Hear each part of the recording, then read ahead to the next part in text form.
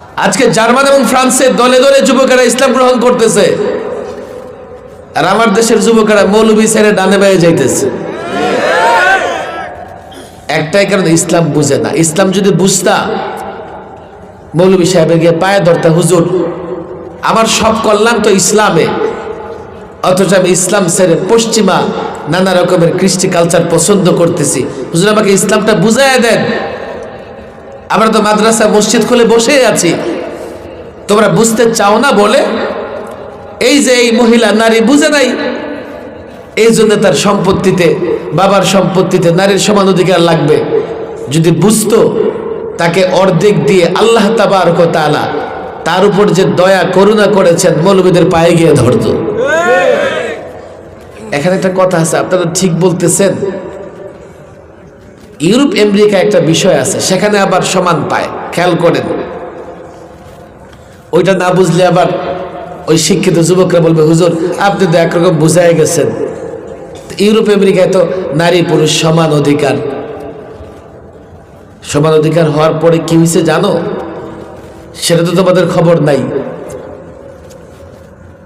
আহা, শুধু সমান অধিকার না, ইউরোপ আমেরিকা একটা বিষয় এমন করছে, কেউ যদি কোনো নারীকে বিয়ে করার পরে তালাক দিতে চায়, তো সে আবার স্বামীর অর্ধেক সম্পত্তি নিয়ে যায়।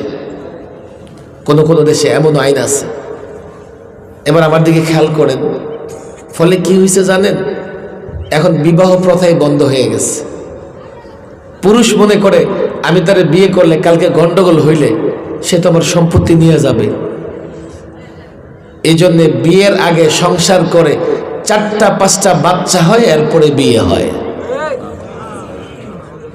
আমার যুবকরা বলতে পারবে, এই যে তোমরা কিছু খেলোয়াড়ের নামে গেঞ্জি পড়ো, টুপি পড়ো, ব্যানার লাগাও, এগুলো জারজ সন্তান দিয়া ইউরোপ আমেরিকা ভরে ফেলতেছে। দেখো গিয়া, হুজুর ভালোই তো, এটা সমঝোতা হলো, বোঝাপড়া হলো, পরে বিয়ে করে নিব। বাস্তবতা হলো 99 ভাগ পরে আর বিয়ে হয় না, গন্ডগোল তো হয়। পরে নারী নারীর মতো চলে, পুরুষ পুরুষের মতো চলে। একটা সময় গিয়ে শেষ বয়সে এই নারী উচ্ছিষ্টে পরিণত হয়, তার কোনো সেফটি সিকিউরিটি থাকে না। যার কারণে জাপানে দূরভাষী বিয়ে চালু হয়েছে। দূরভাষী বিয়ে, আমি আসলে বেশি একটা পত্রিকা পড়ি না, মাঝে মধ্যে একটা হেডলাইন দেখি। হঠাৎ দিন পত্রিকায় দেখলাম, তখন আমি সরকারি মেহমানখানায়, আর মেহমানখানায় তো হাতে একটু সময় থাকে। জাপানে দূরভাষী বিয়ে চালু। জাপানের মানুষের গড় আয়ু বেশি। গড় আয়ু বুঝেন না? বাংলাদেশে মানে 70+, আর ওদের এখানে সম্ভবত 80-র উপরে। তো বেশি হায়াত পাইলেই খুব ভালো। রসুল সাল্লাল্লাহু আলাইহি সাল্লাম আরজালে ওমর, মানে একেবারে বয়োবৃদ্ধ থেকে রসুল্লাহ পানা চেয়েছেন। খুব বেশি বুড়া হয়ে গেলেন, বাথরুমে যাইতে পারেন না, বিছনায় পায়খানা করবেন, বিছনায় খাবেন। রসুল বলতেন যে আল্লাহ এমন বয়স দিও না, আরজালে ওমর পর্যন্ত নিও না, তো অনেক কষ্ট হবে, সন্তানদের বোঝা হয়ে যাব। অনেক মা বাবা যখন বেশি বুড়ো হয়ে যায়, সন্তানরা বিরক্ত হয়ে যায়।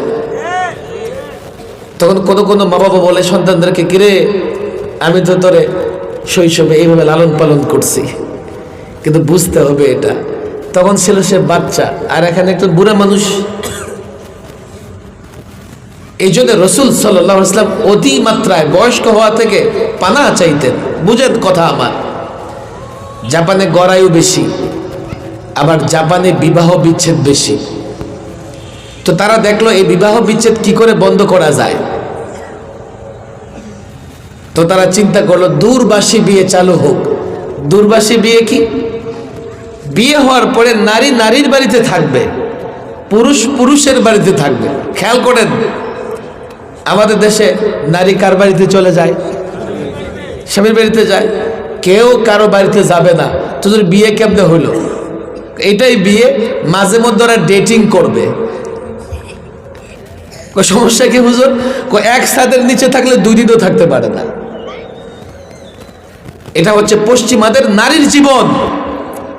আর আমার দেশের নারী, একজন পুরুষ যখন বিয়ে করে পর নারীকে তার ঘরে তুলে নিয়ে আসে, আল্লাহর কসম তার মা তার বোনকেও এতটা ভালোবাসে না স্ত্রীকে যতটা ভালোবাসে।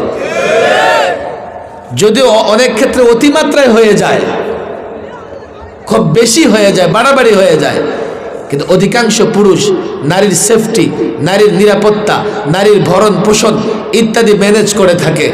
কাল যদি নারীকে নারীর জায়গায় ছেড়ে দেওয়া হয়, বাজেট একটু বাড়ায়ও দেওয়া হয়, এই নারী নির্যাতনের শিকার হবে সবচাইতে বড় প্রমাণ পশ্চিমা দেশগুলোতে।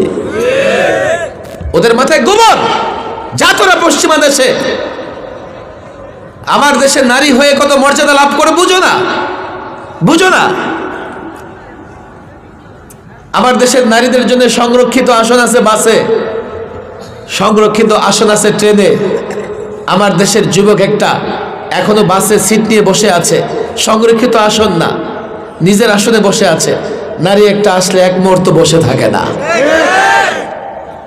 কে বলেছে মুসলিম দেশে নারীর মর্যাদা নাই? আরব দেশের যাও তুমি, আরব দেশে আমি পাকিস্তানে দেখে এসেছি, নারীদের জন্য গেটটাও পৃথক। একটা বাসের দুটা গেট, এক গেট দিয়ে নারী উঠবে, আরেক গেট দিয়ে পুরুষ উঠবে। আপনার গেট দিয়ে নারী ধাক্কাধাক্কি করে উঠতেও হবে না, কিংবা আপনি নারীর গেট দিয়ে ঢুকে নারীর সিটে বসে যাবেন সেটাও পারবেন না।